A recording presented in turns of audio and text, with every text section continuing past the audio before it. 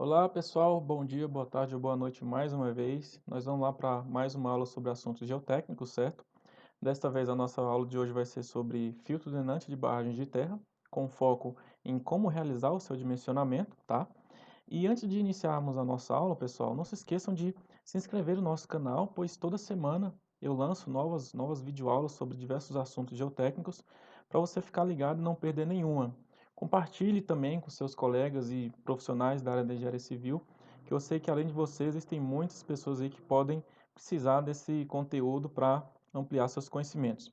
E siga também o nosso Instagram, profedu.geotech, pois lá eu sempre divulgo muitas coisas muito interessantes, diversas coisas interessantes sobre assuntos geotécnicos também.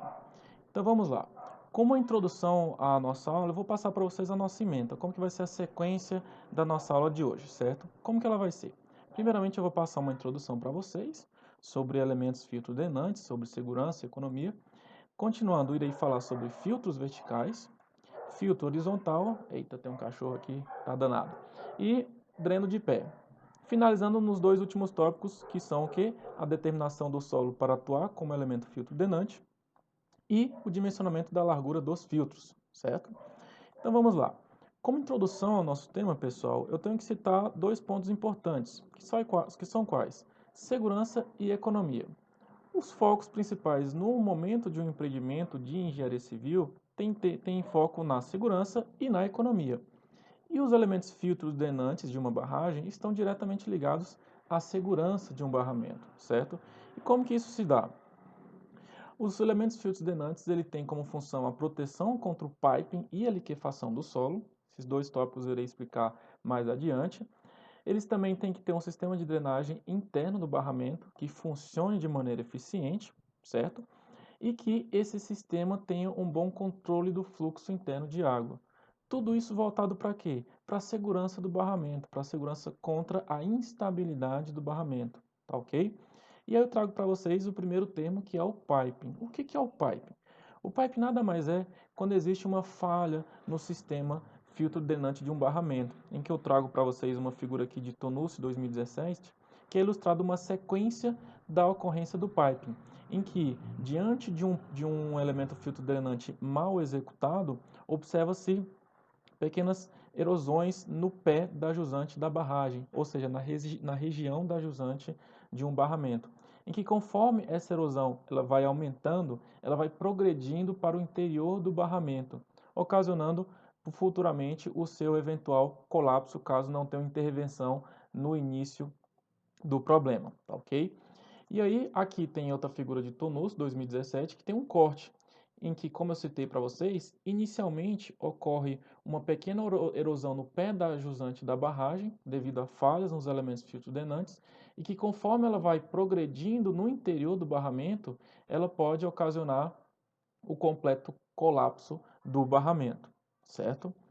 E aí, continuando, eu demonstro aqui para vocês uma ilustração de Massad 2010, que é o quê? Que é a evolução dos sistemas filtro-drenantes ao longo dos anos. E que tem uma frase muito interessante de Arthur Casagrande, desculpa, que é um grande geotécnico histórico, em que ele diz o quê? Até o meio da barragem eu faço tudo para a água não chegar. E aí, a partir daí, faço tudo para a água sair da maneira como eu quero. Ou seja, os elementos filtro-drenantes estão baseados exatamente nessa afirmação de Arthur Casagrande. Então vamos observar um breve histórico sobre a evolução desses elementos numa barragem. Inicialmente nós temos o tipo de barramento A, em que observa-se na zona da jusante a linha freática alcançando essa zona, ou seja, a sua possibilidade, a sua provável instabilidade e colapso é muito possível, certo?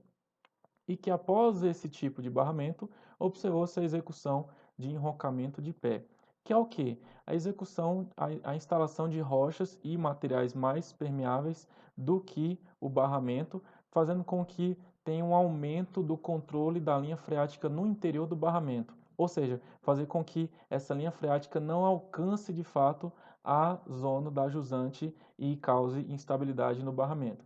Após essa situação B, tem-se a criação da execução de elementos drenantes horizontais, filtros horizontais. Nesse caso, eles servem para quê? para controlar tanto o fluxo interno do barramento, como também receber e nortear o fluxo interno, o fluxo que existem, a permeabilidade que existem no maciço de fundação do barramento, certo? Então, nesse caso, os elementos filtro-drenantes horizontais captavam as águas da linha freática no interior do barramento e também de possíveis águas percoladas no maciço de fundação da barragem. Após isso, após isso nós temos a evolução do que nós temos hoje, que é o quê? Um sistema composto por um elemento filtro drenante vertical e um elemento filtro drenante horizontal, em que temos diversos tipos de execução, que nós temos filtros inclinados, filtros verticais completamente 90 graus com a horizontal e alguns outros tipos de inclinações. Isso vai depender do que? Do método executivo, da altura do barramento, entre outros fatores, certo?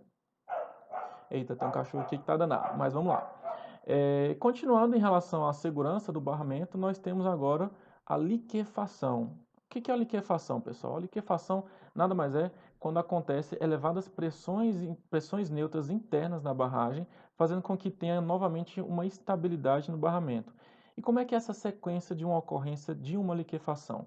Nós temos uma elevada pressão neutra no sistema de barragem, ou seja, uma falha no sistema de drenagem da barragem, e que esse sentido, em que o sentido ascendente faz com que esse sistema, essa massa de solo, perca a sua tensão efetiva, ou seja, ela chega numa tensão efetiva nula. O que isso quer dizer? Quer dizer que a pressão de água ascendente se iguala à tensão efetiva que existe dentro do barramento, dentro da barragem. E, diante disso, tem-se uma resistência nula entre as partículas, ou seja, o elemento se torna completamente líquido. Esse, inclusive, é uma das causas de diversos colapsos de barragens, não só no Brasil, como em diversos outros pontos. A de Mariana, recentemente, um dos fatores que observou-se foi a liquefação abrupta do material do maciço, fazendo com que ele se transformasse num elemento pastoso, num elemento líquido, e ocorresse o completo colapso do barramento. E aí, continuando, nós temos a função dos elementos filtros drenantes. O próprio nome já diz, ele tem que atuar tanto como filtro, tanto como dreno. O que isso quer dizer? Quer dizer que, na função filtro, ele tem que funcionar de que maneira? Funcionar como uma malha que impeça o material sólido de carrear no sistema de drenagem. O que isso quer dizer? Apenas a água tem que percolar no interior do filtro, certo? E segundo, ele tem a função de dreno, que é o quê? Funcionar como um sistema que drena a água no interior do barramento, controlando o seu fluxo no interior da barragem e também controlando o fluxo, recebendo o fluxo de água no maciço de fundação. Em outras palavras, tem que ter duas funções. Os vazios dos elementos filtro-drenantes, eles têm que ser suficientemente grandes para quê? Para que propicie a drenagem livre da água, impedindo altas pressões neutras no interior da barragem e consequente instabilidade no barramento. E segundo, que os vazios dos elementos filtro-drenantes têm que ser suficientemente pequenos para quê? Para impedir a passagem das partículas sólidas, para evitar o quê? Evitar o piping, a erosão regressiva ou a erosão progressiva, a depender da bibliografia do livro que você está utilizando, certo? Então, continuando. Sobre filtro vertical. Tem uma informação interessante sobre filtro vertical. Ele foi projetado pela primeira vez no Brasil por Terzaghi, o pai da geotecnia, em 1948, na barragem de Vigário, no Rio de Janeiro, certo? E aí, os filtros verticais, também chamados de filtro chaminé, eles podem ser executados de duas maneiras. Quais são essas duas formas? Uma delas de maneira vertical, completamente 90 graus ao eixo horizontal, e a outra de maneira inclinada, certo? Aqui eu tenho um exemplo para vocês de um filtro vertical, e aqui três exemplos de execuções ilustrativas de filtros inclinados, tá? E aí, eu trago uma seguinte pergunta para vocês. Qual a condicionante para a escolha de um filtro vertical, essa da esquerda, ou um filtro inclinado, esses três aqui, um dos três à direita? Pois bem, aí eu trago para vocês dois questionamentos antes de responder essa pergunta. O primeiro é: qual tipo apresenta melhor distribuição de tensão? Qual dos dois tipos você acha que apresenta uma melhor distribuição no interior da massa de solo? E segundo, qual tipo apresenta maior instabilidade nas paredes dos filtros, do filtro vertical? O que isso quer dizer? Vamos lá. Vocês acham que vai ter maior instabilidade nessas paredes do filtro vertical, dos filtros verticais, nesse caso em que ele é completamente vertical, 90 graus com horizontal, ou vai ser mais instável nessa situação em que eles são inclinados?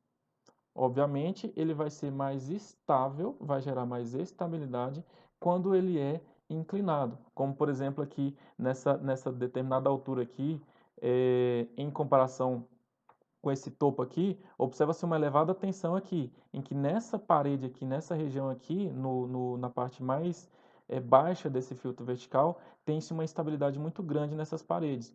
Enquanto que nesses outros aqui, tem-se uma melhor distribuição das tensões e, consequente, maior estabilidade nas paredes do filtro, certo? E aí, uma observação interessante. Qual a altura recomendada para cada tipo de filtro? Porque como existe o fator instabilidade devido às tensões, isso está diretamente ligado com o quê? Com a altura de cada filtro, certo? Uma recomendação é que a altura do filtro vertical, aquele que é completamente 90 graus com o eixo horizontal, é que ele tem que ter uma altura máxima de 30 metros, conforme cruz, pois alturas maiores do que 30 metros pode gerar uma instabilidade muito grande nas paredes do filtro e ocasionar o seu mau funcionamento, certo? Então, para maiores alturas, tende a ter a execução de filtros inclinados, certo? Continuando, outra observação interessante. Quais as alturas desses filtros em relação ao nível da água? Normalmente, executa-se as alturas máximas para tanto o filtro vertical como o filtro inclinado, aquela altura igual ao nível de água do reservatório, certo? Então, qual vai ser a altura do filtro? O nível da água do reservatório. Essa é mais uma informação interessante sobre o filtro vertical. Continuando, alguns aspectos sobre a execução de filtro vertical, alguns pontos importantes que devem ser elencados na execução de um filtro vertical. Quais são elas? Vamos lá.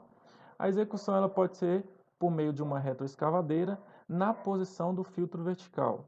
O que isso quer dizer? Vamos lá. Inicialmente nós temos o determinado lançamento de um aterro e o lançamento da última camada de areia sem compactação. Feito isso em sequência, lança-se o aterro compactado em toda a região do barramento, como também na região onde vai ser instalado o filtro vertical, certo? E aí, continuando, após isso, faz-se até uma determinada altura, fazendo acompanhamento do levantamento topográfico, e após uma determinada altura H de lançamento de apenas de aterro e não do elemento filtro drenante, tem-se o quê? Tem-se a escavação na região desse filtro drenante, ou seja, a escavação com uma retroescavadeira até chegar ao material filtro drenoso, o material arenoso, e que normalmente pede-se 20% de areia, 20 centímetros de areia, devido ao quê? A mistura de areia com terra, que é provocada pelo quê? Pelos dentes da caçamba da retroescavadeira, certo? Feito essa escavação, faz-se o preenchimento da vala com solo de filtro e em seguida compacta-se em sequência. Aqui eu mostro para vocês algumas figuras sobre essa sequência de execução. Nós temos aqui todo um aterro compactado e aí após uma determinada altura tem-se a execução da escavação na região do filtro vertical. Após isso, tem-se o lançamento do elemento do solo que é como elemento filtro drenante, um material que tem a tendência de ser arenoso, e aí, após esse lançamento desse material arenoso, tem-se a sua compactação. Após essa compactação, faz-se novamente o lançamento até uma determinada altura H de aterro compactado. E aí, novamente, retorna a essa etapa primeira aqui, essa primeira figura, em que faz-se novamente a escavação na região onde está sendo executado o filtro drenante, certo? Continuando, agora nós temos o filtro horizontal, pessoal. Quanto ao filtro horizontal, pessoal, quais são as suas funções? As suas funções são as seguintes: captar a água coletada pelo filtro vertical e também por aquela água que percola pela fundação da barragem. Então vamos lá. Eu trago aqui para vocês um exemplo ilustrativo em que nós temos um solo de fundação e o seu barramento. Aqui nós temos uma água de um reservatório ou um rejeito, a sua respectiva montante e a sua jusante, e o sistema de drenagem, composto pelo filtro vertical e pelo filtro horizontal, também chamado de colchão ou tapete drenante. Nesse caso, o filtro vertical ele vai captar o quê? Ele vai captar a água que percola no interior da massa de solo, que também chamada é a linha freática. Então ele capta essa água e ele leva até o filtro horizontal. O filtro horizontal, por sua vez, ele vai captar o quê? Captar tanto a água do filtro vertical como a água que percola no interior do maciço de fundação, certo? E aí, dentro dessas duas funções, é observado o seguinte, vamos lá. Ele primeiro tem que ter o quê? Uma graduação de materiais. Por que ele tem que ter essa graduação de materiais? Para evitar o piping, pessoal. E segundo, não provocar altas pressões neutras no sentido ascendente da região da jusante, que é o que? Evitar a liquefação. E como é que isso funciona? Vamos lá. Primeiro, por que ele tem que ter uma graduação de materiais? Porque pode ocorrer em que o solo natural de fundação ele tem uma elevada permeabilidade. E aí você não pode inserir, é, fazer a junção de dois materiais, um que seja muito permeável e outro que seja pouco permeável, porque isso pode causar falhas no sistema de drenagem, como por exemplo o carreamento de partículas menores e a consequente erosão progressiva ou regressiva no interior da massa de solo. Claro que a gente tem que lembrar que o solo do barramento é um solo compactado, um solo que possui menor permeabilidade do que o solo natural, que é o solo de fundação, certo? E aí, eu tenho aqui a ilustração para vocês daquela figura anterior, que é o que? Evitar o piping, por isso a graduação de materiais. Mas como é que é essa graduação de materiais? Como é que isso funciona? Como que isso é executado? Vamos lá. Diante dessas duas informações, a graduação de materiais e evitar pressões neutras elevadas, nós temos aqui, eu trago para vocês um exemplo de um filtro, de um sistema de barragem com o seu filtro horizontal. Essa região aqui, ela está ampliada aqui. Observem que nós temos aqui uma areia natural, depois uma brita, depois uma areia artificial e novamente uma areia natural. Isso aqui também é chamado de filtro sanduíche, em que tem-se uma graduação dos materiais. Por quê? Porque nós temos um elemento muito drenante nessa região mais central e uns materiais um pouco menos permeáveis. Para quê? Para que a linha de permeabilidade, de nível de permeabilidade dos materiais seja de maneira ascendente e não seja de maneira abrupta entre um material e outro, pois caso isso aconteça, o sistema de drenagem provavelmente vai apresentar falhas.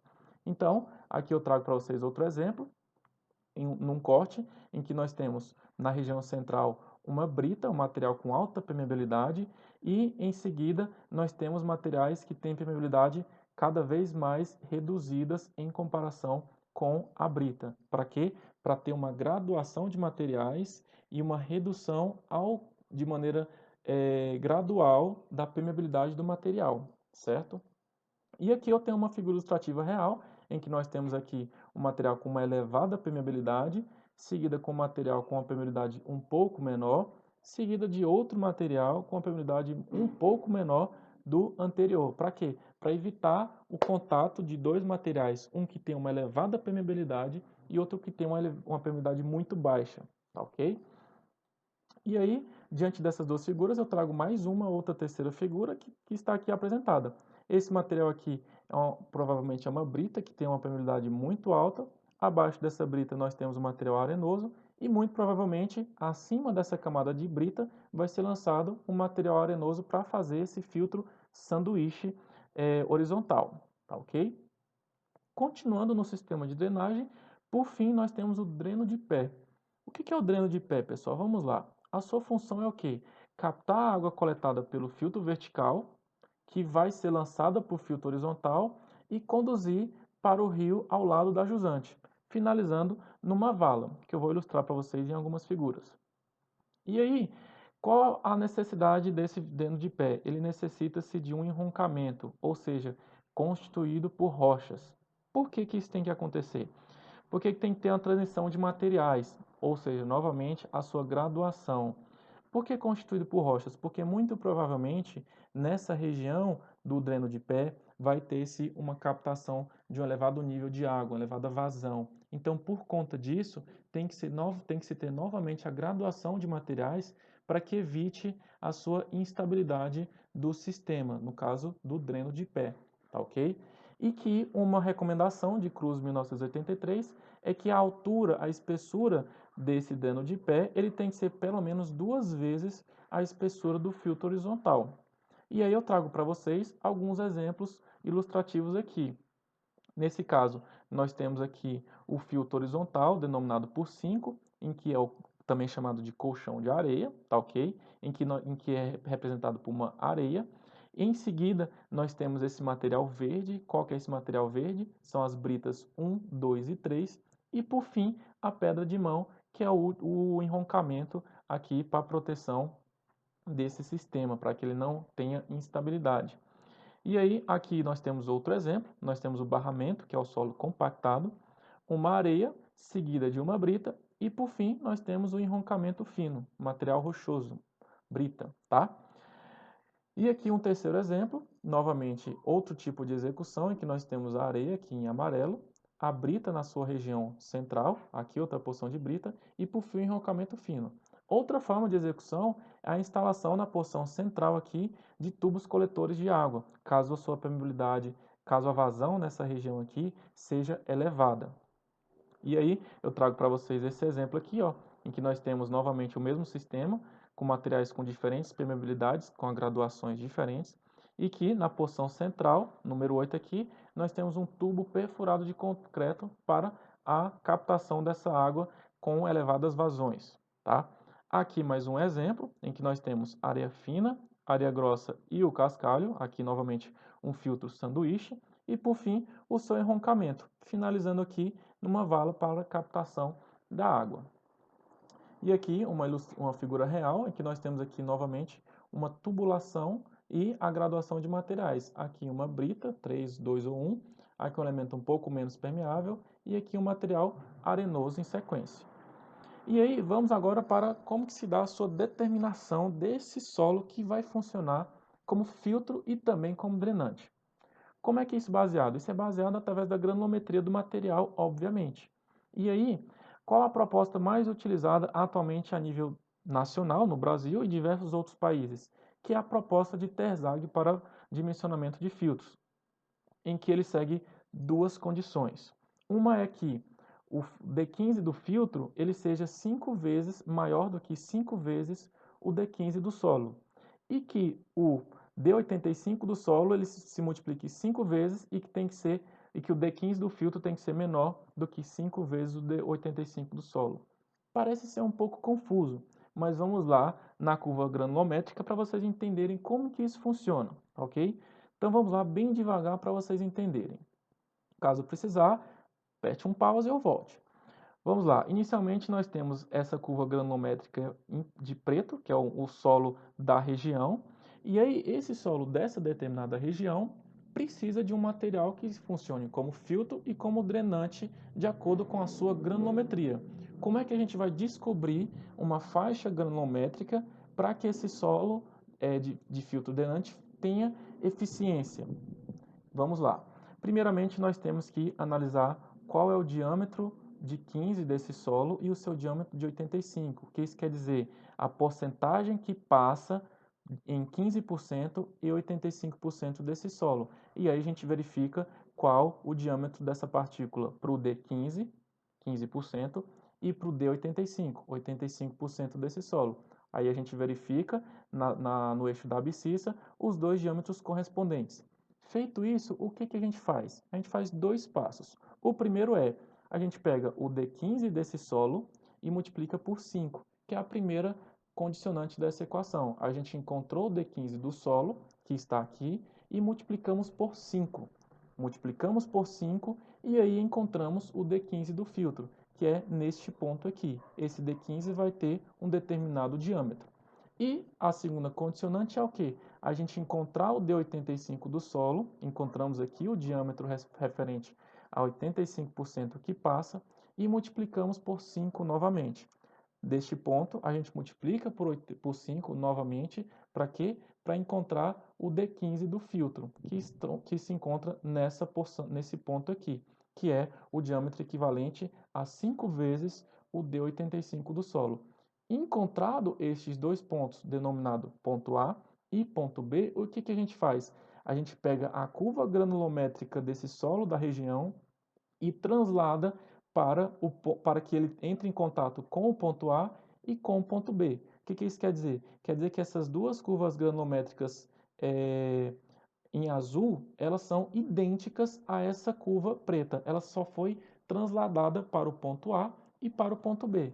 E aí, feito esses dois pontos, essas duas curvas granulométricas aqui em azul, o solo que tiver uma granulometria que se enquadre dentro dessa porção vai funcionar tanto como filtro, tanto como drenante para esse tipo de solo daquela região, tá ok?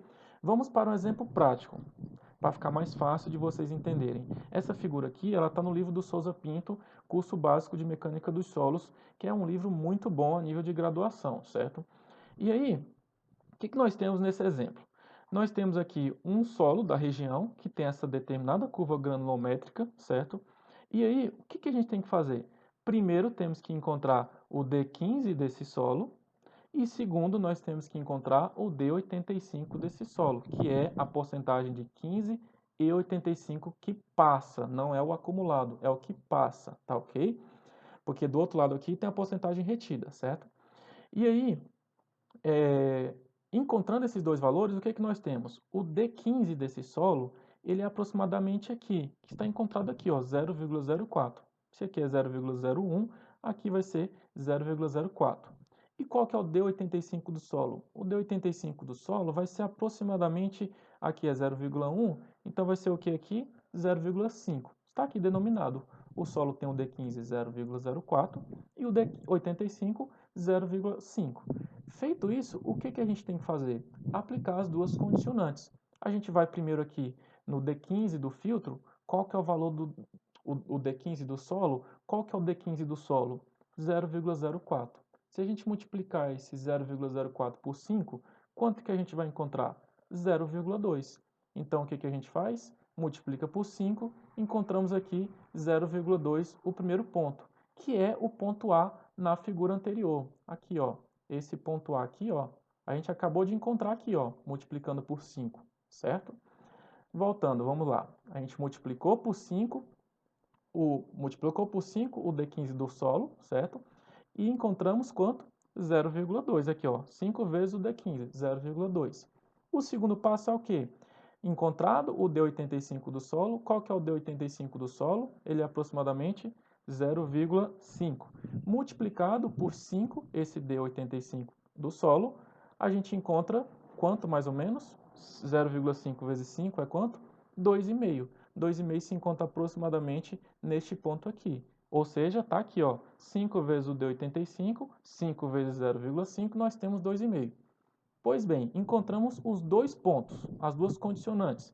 O primeiro ponto é aproximadamente aqui, 0,2, que é 5D85. Está aqui, ó, 5D85, 5D15, desculpa.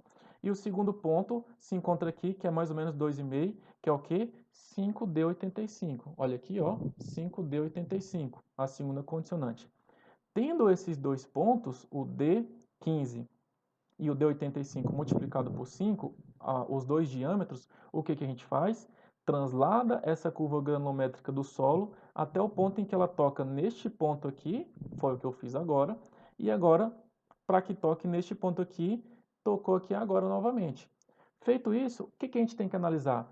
Nós temos três solos, o solo P, o solo Q e o solo R. Quais desses três solos se enquadra tanto como elemento filtro, tanto como elemento drenante para este solo em vermelho, com a curva granulométrica em vermelho?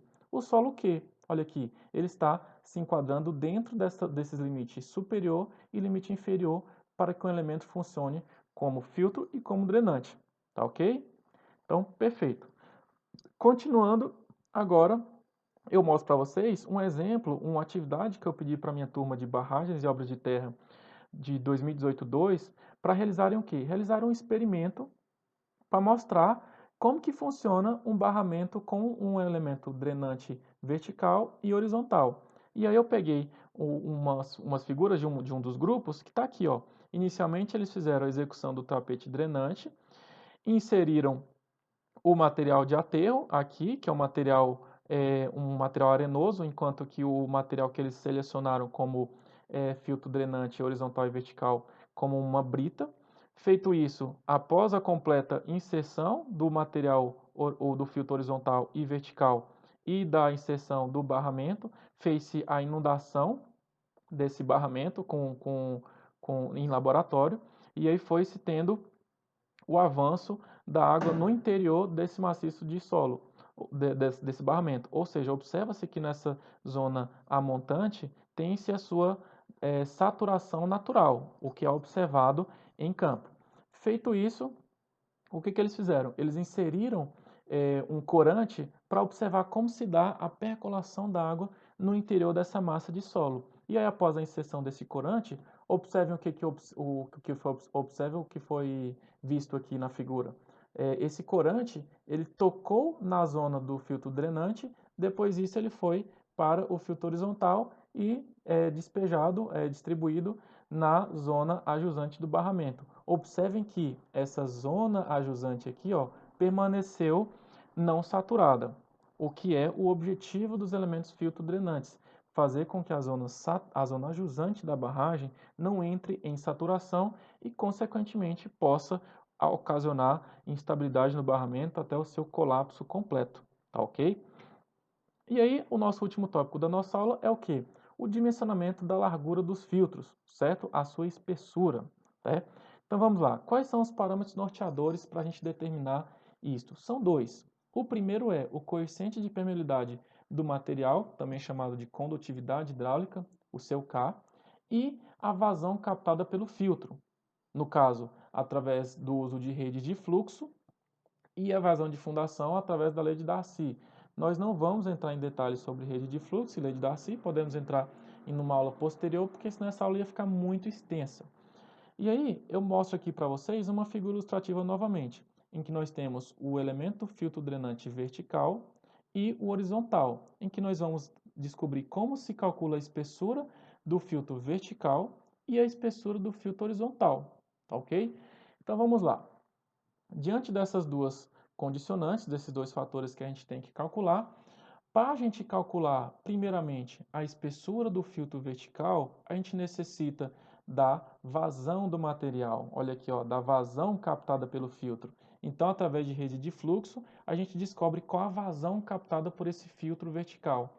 E diante dessa vazão e através de ensaios que a gente pode determinar o coeficiente de permeabilidade desse material arenoso que compõe o filtro vertical, a gente descobre dessa forma, a gente determina dessa forma a espessura BV desse filtro vertical. E aí, continuando, para a gente calcular a espessura desse filtro horizontal, como que a gente faz? Existem duas fórmulas. Uma delas é através desta daqui, BH é igual a raiz de Q vezes L. L é o comprimento total do filtro horizontal, o que é a sua vazão, dividido pelo seu coeficiente de permeabilidade. Ou a gente pode lançar a mão dessa segunda equação, em que tem-se a multiplicação por 2 de Q vezes L. Qual a diferença das duas? Nesta primeira formulação, considera-se que o filtro trabalha em carga, que é através da lei de Darcy, e que neste segundo caso, o filtro horizontal trabalha livremente. Neste caso, utiliza-se a equação de Dupuit. Mas qual a diferença? O que significa trabalhar em carga ou trabalhar livremente? Trabalhar em carga, pessoal, é quando todo o filtro vertical tem a sua seção trabalhada, em que toda a sua seção existe fluxo de água. Caso contrário, quando ele trabalha livremente, existe uma linha freática no interior deste filtro horizontal, certo? Em que um caso você superestima a vazão e que no outro caso você superestima. Qual o tipo de escolha? Isso vai a critério do projetista, a depender do nível de vazão, se a vazão é muito alta, por exemplo, certo? Então isso vai a critério do projetista, tá bem? Então, pessoal, a nossa aula de hoje é isso, tá? Não se esqueça novamente de se inscrever no nosso canal e também de compartilhar para os seus colegas profissionais, alunos, tá? Caso queira ter mais conteúdo sobre barragens e obras de terra, sobre barragens, tem outro vídeo meu que eu vou passar aqui para vocês agora aqui, o link deles, que também fala sobre barragens de terra, para você aprofundar mais ainda o seu conteúdo. E fique de olho que toda semana eu também vou postar novos materiais sobre conteúdos geotécnicos. Então é isso e grande abraço.